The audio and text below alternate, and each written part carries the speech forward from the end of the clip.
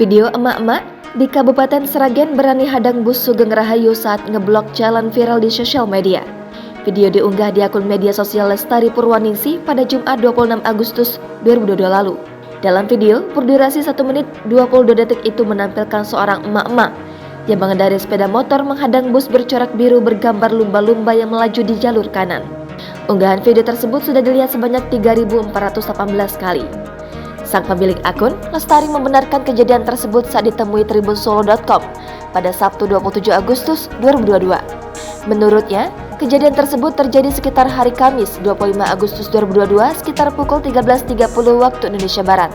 Ia yang berjualan di kawasan Stadion Taruna Sragen pertama kali mengetahui saat melayani pembeli.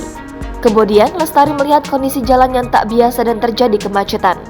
Jalan di sebelah utara Stadion Taruna tersebut memang jalan satu arah dari arah timur menuju barat.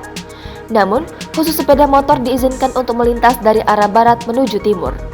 Lestari menerangkan jika saat itu lampu sudah menyala merah dan kendaraan dari arah timur mulai mengurangi laju kendaraan.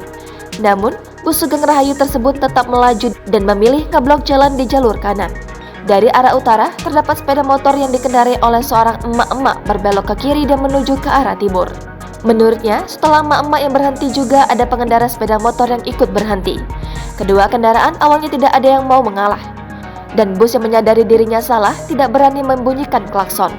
Kendaraan berhenti selama 3 kali lampu merah menyala di mana sekali menyala, berdurasi sekitar 40 detik.